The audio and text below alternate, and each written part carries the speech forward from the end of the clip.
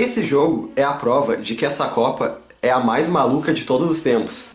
Num jogo que acontece um gol de um jogador que tá fazendo uma Copa abaixo da média e outro gol e bola aérea numa seleção que a média de altura é 1,88, essa Copa tá maluca mesmo, hein? Vamos analisar.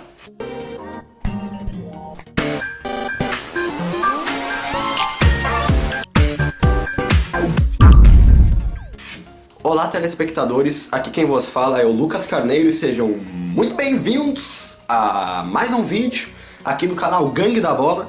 E se você quiser ser um gangster, já deixa a sua inscrição aí embaixo, dê o seu like também agora no início do vídeo, pausa o vídeo e dê o like. Deu like? Se você deu, muito obrigado. Se você não gostar do vídeo, você pode retirar o seu like no final. Então vamos para a análise do jogo Brasil e Sérvia. Primeiro vamos mostrar os gols da partida.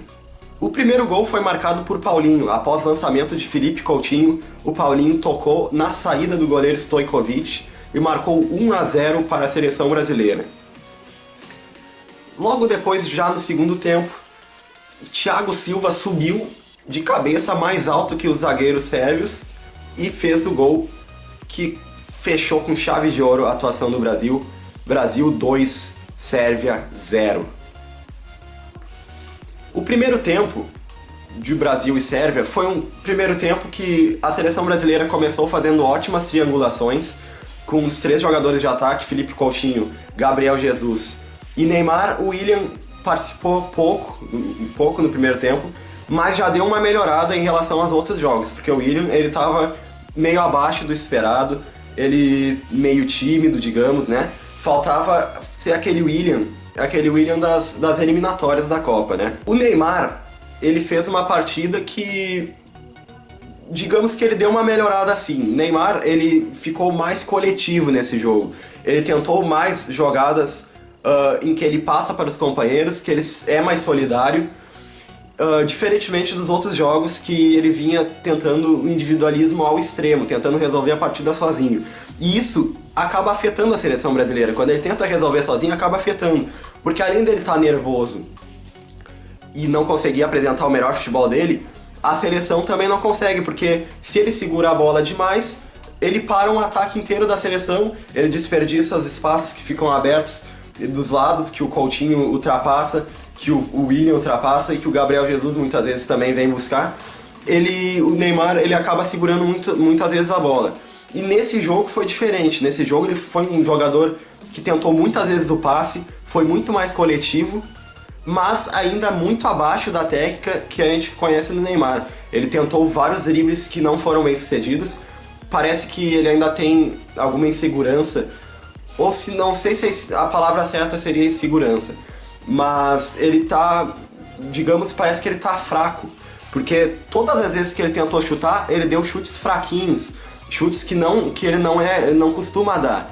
Porque, claro, o Neymar ele nunca foi um jogador de dar bombas pro gol, dar aquele chute forte demais, como o Hulk, que ele era muito bom nessa jogada, do chute forte de fora da área. O Neymar, ele costuma chutar colocado, mas quando tu analisa o jogo, tu vê claramente que ele parecia que estava chutando com uma força um pouco menor do que a força que ele costuma chutar. Mas eu gostei muito da atuação do Neymar, melhorou demais, ele tentou várias vezes tocar a bola para os seus companheiros, deixar em situações claras de gol, mas ele pecou um pouco na tomada de decisão, que é uma coisa que o Neymar peca muito, infelizmente. A tomada de decisão do Neymar muitas vezes não é a melhor. O que é tomada de decisão, você pode estar se perguntando agora. Para quem não sabe, tomada de decisão é o que você escolhe fazer na hora H, na hora daquele passe decisivo, na hora daquela finalização, quando você, por exemplo, tem a opção ou de tocar ou de chutar, ou de driblar, ou de, por exemplo, chutar de longe ou tocar. É quando você tem, por exemplo, duas opções e você escolhe uma delas, aí você tá tendo a tomada de decisão. Qual é a sua tomada de decisão? Será que ela foi boa ou será que ela foi ruim? A do Neymar nessa partida falhou muito, e não é só nessa partida, muitas vezes o Neymar acaba falhando na tomada de decisão. Na hora dele escolher a coisa certa, ele muitas vezes acaba complicando, escolhendo a opção errada da jogada. e aí acontece o que aconteceu hoje. Ele perdeu muitas chances claras de gol que não dá pra se perder em um jogo de Copa. Hoje elas não fizeram muita falta. Os erros das chances que o Neymar perdeu não fizeram muita falta.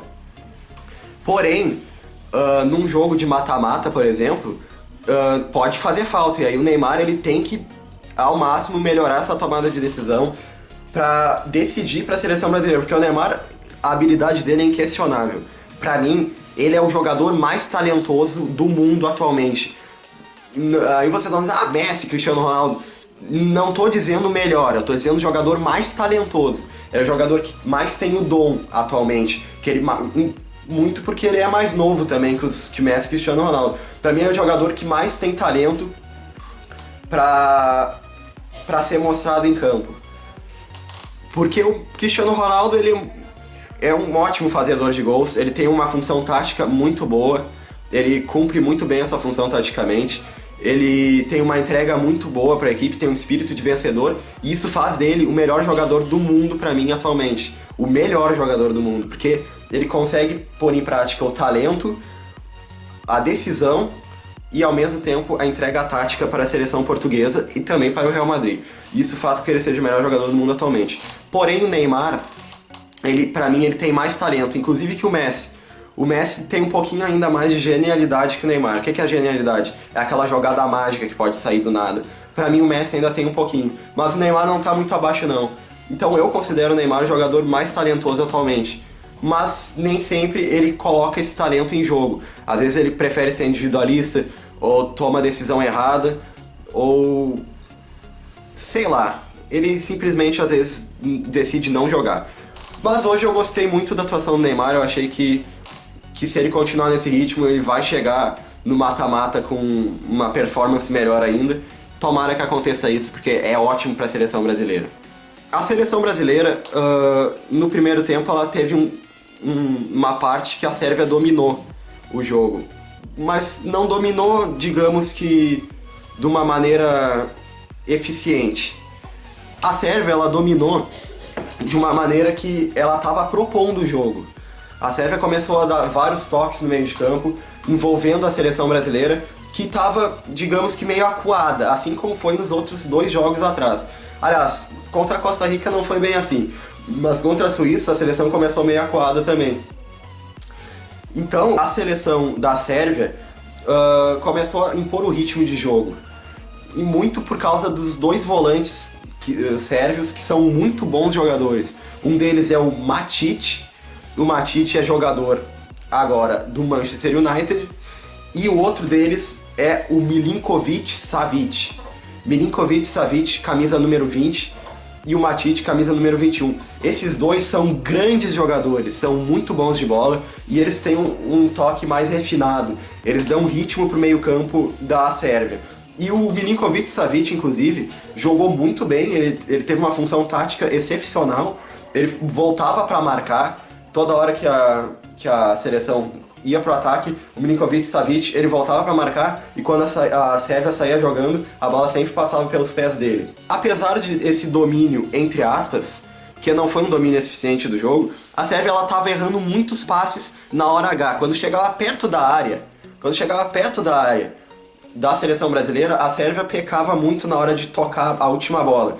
Tava tendo muita dificuldade para isso. E muito por causa disso, deve-se o meio-campista Ljajic, que é o meia de armação da Sérvia. O Ljajic é um bom jogador, ele joga no futebol italiano, mas ele não teve uma boa atuação hoje. Ele estava errando muitos passes nas ligações diretas e estava perdendo muitas bolas. E eu achei que ele não foi eficiente e isso acabou prejudicando a seleção da Sérvia, que estava errando muito a última bola. Porém, a seleção brasileira, apesar de estar sendo dominada, entre aspas, no meio de campo, até que conseguiu achar uma boa jogada com a genialidade do Philippe Coutinho. Que, cara, o Philippe Coutinho jogou demais, mais uma vez. Ele tá fazendo uma Copa espetacular. O Philippe Coutinho, sem dúvida nenhuma, é o craque da seleção brasileira nessa Copa. É a referência técnica da seleção brasileira nessa Copa. E tá jogando demais, não tenho nem comentários para a atuação do Philippe Coutinho nessa Copa. E no jogo de hoje, por mais que ele não fez gol, ele foi muito importante para a seleção, porque além dele dar a assistência pro gol do Paulinho, ele ainda por cima estava ajudando taticamente, ou seja, ele estava cumprindo a sua função, que era, além de armar as jogadas, era voltar para marcar e tentar recuperar a bola, e era o que o Coutinho estava fazendo o jogo inteiro. E ele achou um espaço muito difícil de ser achado, que só quem é gênio acha, só quem tem genialidade acha, não é qualquer jogador que faz isso que o Coutinho fez. Ele meteu uma bola com uma precisão espetacular pro Paulinho, e o Paulinho, apesar de não estar fazendo uma boa Copa, ele tem essa chegada, finalmente ele fez essa chegada com eficiência na Copa, que é aquela chegada de trás. O Paulinho, ele é um segundo volante que ajuda na marcação, mas ao mesmo tempo ele enquanto um jogador da seleção brasileira fica para cobrir o espaço que ele deixa, ele sobe pro ataque e sempre faz uma grande entrada na área do adversário. E essa entrada, normalmente, ele dá muito perigo para as seleções adversárias. E o Paulinho fez isso nesse jogo. Ele deu uma entrada incrível, uma arrancada espetacular, e o Coutinho meteu uma linda bola para ele.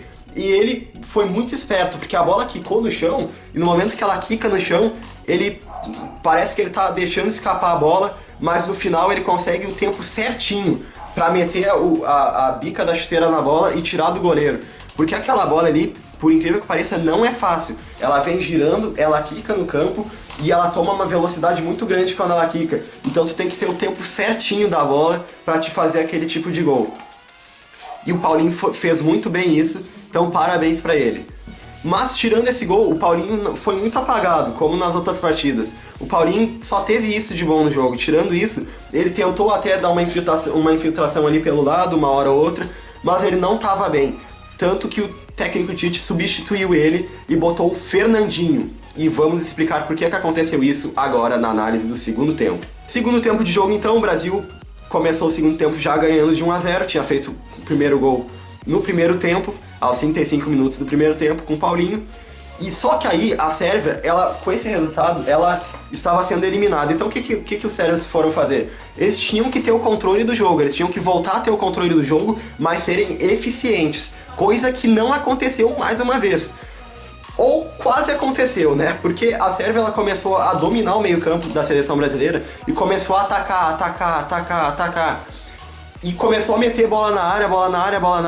Por quê? Porque no meio-campo tava faltando aquele jogador que desse ritmo para a seleção brasileira. O Paulinho, ele não tem essa característica.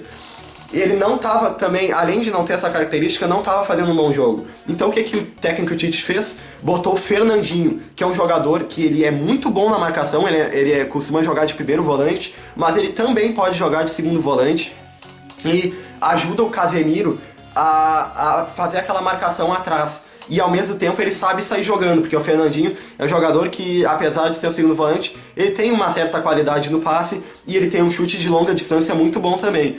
Visto que o Guardiola, técnico do Manchester City, Guardiola, que é um técnico muito moderno, que implementou aquele estilo de toque de bola, o Guardiola elogia muito mesmo o Fernandinho por causa disso.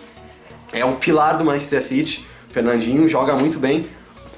E pra mim ele até tinha que ser titular, mas aí vai do Tite. O Tite colocou ele no segundo tempo pra neutralizar essa pressão que a seleção da Sérvia estava colocando.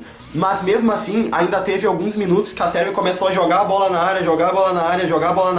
Por quê? Tava aproveitando que a média de altura da Sérvia é muito maior que a da seleção brasileira. 1,88 m é uma média muito alta. A Sérvia tem jogadores muito altos.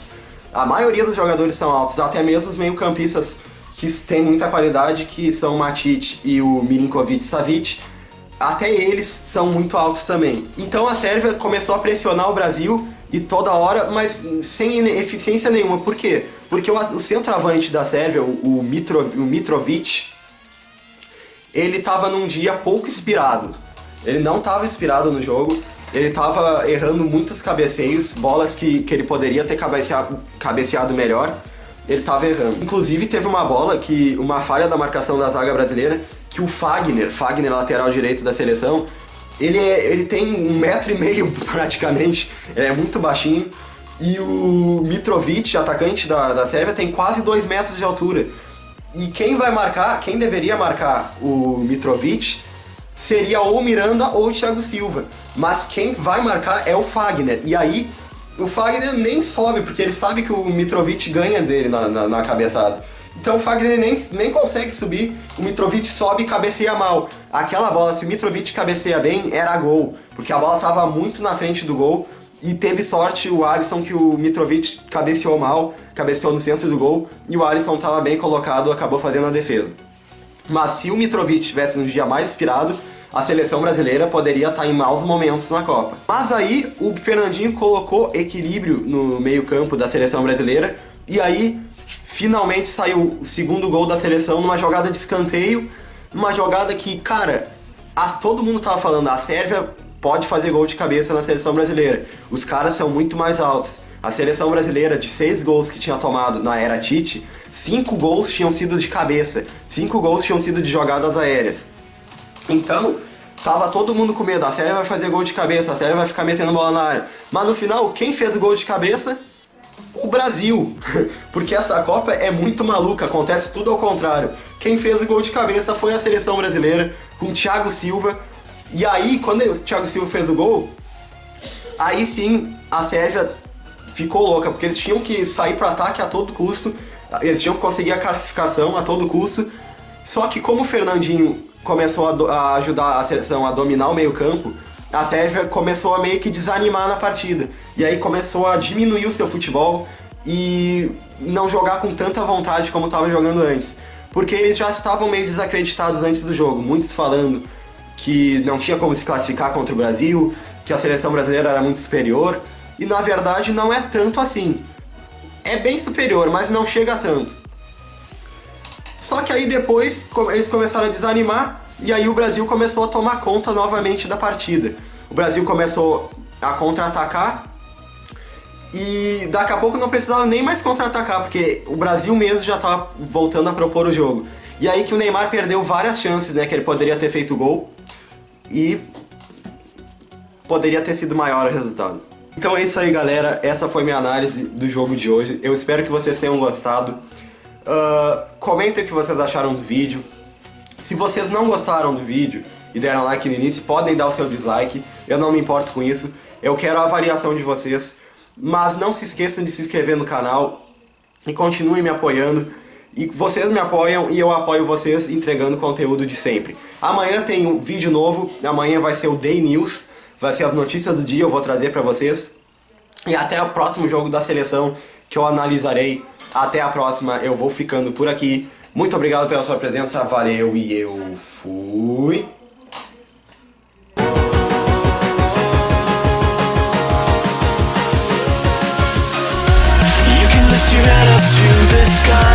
Take a deeper breath and give it time.